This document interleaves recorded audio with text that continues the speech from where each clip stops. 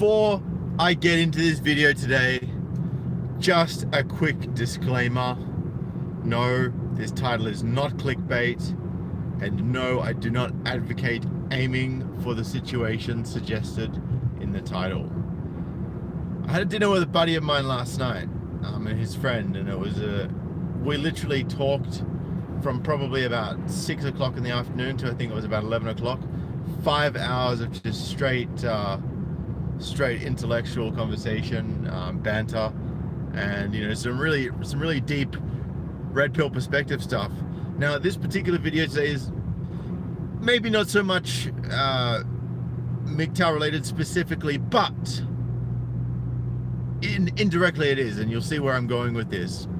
So basically, he was telling me about his wife's brother, his brother-in-law, who was in a relationship with a particular woman, had her in his house, and then she went and fell pregnant.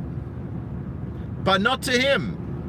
Didn't fall pregnant to him. She fell pregnant to, from memory, an ex-boyfriend. Doesn't really matter if it was an ex-boyfriend or just some random new guy, right? The fact is she fell pregnant to someone else while she was living in this guy's house in a relationship with this guy, essentially. He found out, and he was a bit pissed in the beginning. Yeah, but he kept her there, and then she had the kids. She went after the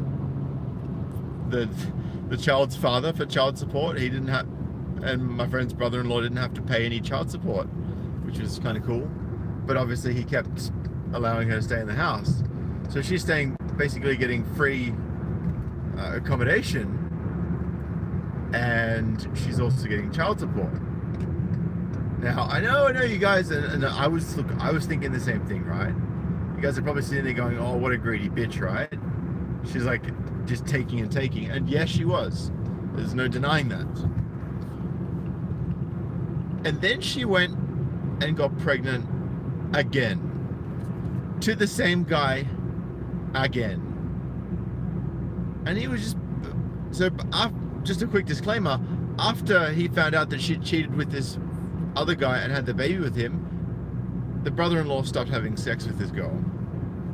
And so she obviously was like, well, I still want to have sex, so I'm just going to go and have sex with the guy who's going to give me sex. So she continued to sleep with the other dude, got pregnant again, had the second baby, and turns out that he never really kind of wanted to have kids of his own, but he did like kids. And he kind of enjoyed the company of having the kids in the house. When he got home, there was the kids and the laughter, but they weren't his responsibility, but he still adored them. And then my friend's wife and friend's wife's mother, who was obviously the mother of the guy who was being cuckolded, and there was another woman involved. There's 3 different women, and they basically said, she's abusing you, she's using you. And I guess fundamentally she was, but he didn't see it as abuse, right? Kind of fucked up. I mean, most guys just wouldn't tolerate it, but this guy actually was like, I don't have any parental responsibility for these children. I don't have any financial responsibility. Oh, what's going on? We got MGTOW knowledge. Darius in the house. My man, what a big hitter Darius is. Go and check out his channel if you haven't already. Guy's a gun. Big love to you, Darius. Appreciate you, man. And yeah, anyway, so the 3 women stepped in and said, this is not acceptable. She's abusing you. She can't do this to you, right? Because it was outside of the framework of what they would deem acceptable if they were in his shoes, right? So these 3 women became the judge, jury, and executor of the situation. And they actually essentially forced him to kick her out of the house, right? They under duress, under pressure. And interestingly, he's now miserable. So it's like, fascinating situation. And this all comes down to this one fundamental point. Not everyone's the same. You should never apologize. He had it worked out. He got to experience seeing young kids growing up without having to be in a relationship with this chick and without having to pay for this chick. I mean, he covered the rent, but he was going to cover the rent anyway. So yes, she was a parasite. Not denying that, guys. Not excusing that behavior. But it worked for him in this particular scenario, and he was actually less happy after she gone because he got along great with her. You know, they were great friends. I don't know. It was a weird situation, a very, very weird, strange situation, and that is right. Each to their own, indeed. Unseen survivor.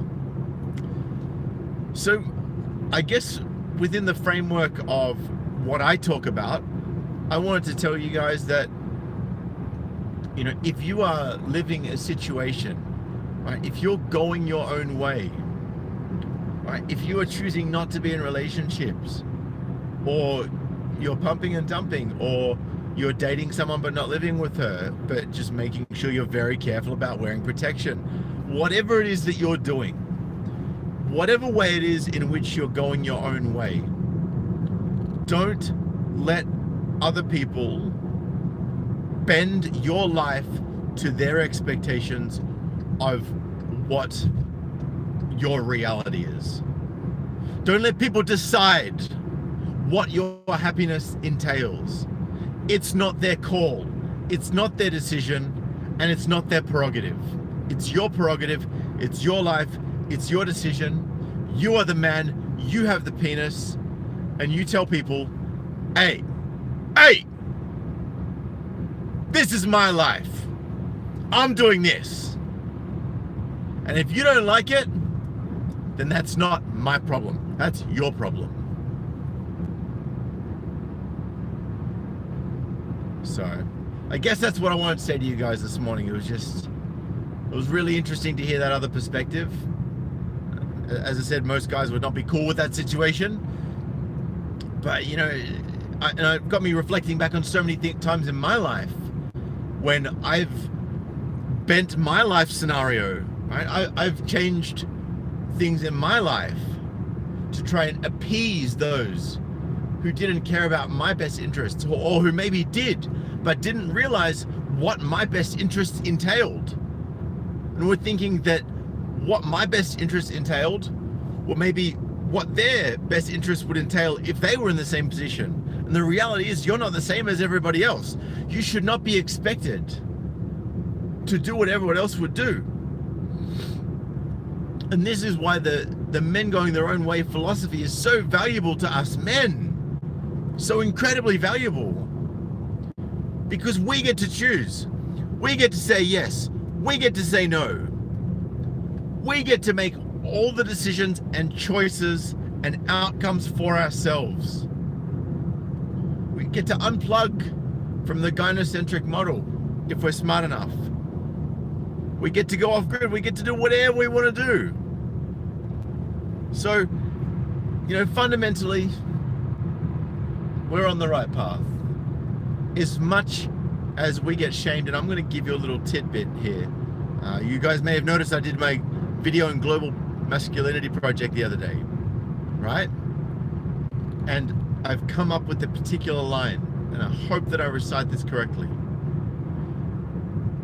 Never apologize to someone for not being what they expect you to be. Right?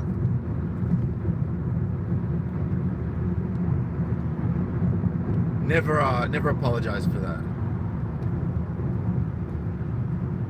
Anyway, guys, that's all I wanted to share with you today.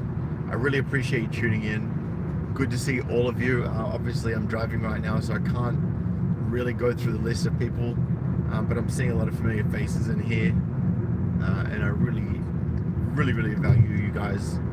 Really appreciate your tuning in. Really, you know, it's great to see you engaging, chatting. That's why I do these live chats, man. So you guys can all get together, can all have a bit of a banter and just talk, you know. And yes, crypto is nice. I think crypto is going to be a very, very formidable tool for men going their own way as the future moves forward, because crypto is not going away. Right? I mean, the government came in and was like, oh no, we're going to make our own cryptocurrency. cryptocurrencies and, you know, you can't use Bitcoin. It's like, yeah, what have you done about that, government? Right? You forgot about it 3 weeks after Bitcoin went off the charts, right?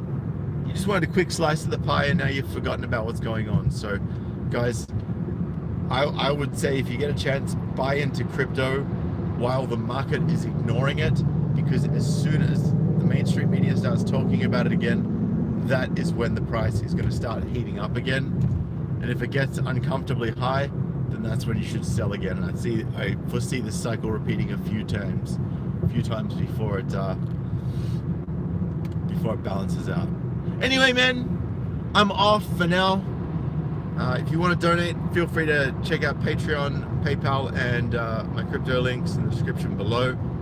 If you'd like to send me an email with any questions or any really juicy topics, feel free to hit me up, sydneymgtow@gmail.com. And even if, you know, any of you guys, particularly you young guys, you know, especially sort of from the ages of 16 through to 25, and I've had a number of you reach out to me saying, you know, I'm a young MGTOW, I've just discovered this philosophy, I'm starting out in the world, you know, do you have any advice for me, do you have any thoughts, do you mind if I ask you some questions? So feel free to reach out to me if you're in that boat, or even if you're an older dude and, you know, you just want to have a chat and, you know, get a bit of clarity on some things. You know, I'm here for you, men. I always have been, I always will be. That's fundamentally why I started this channel. And I hope you enjoy this ginger fire from this orange sun coming through the clouds. Damn, that's fresh. That's fresh. All right, guys, I'm out of here. Have a great time, and I will catch you in the next video, which will probably be this afternoon with some really cool content. Peace.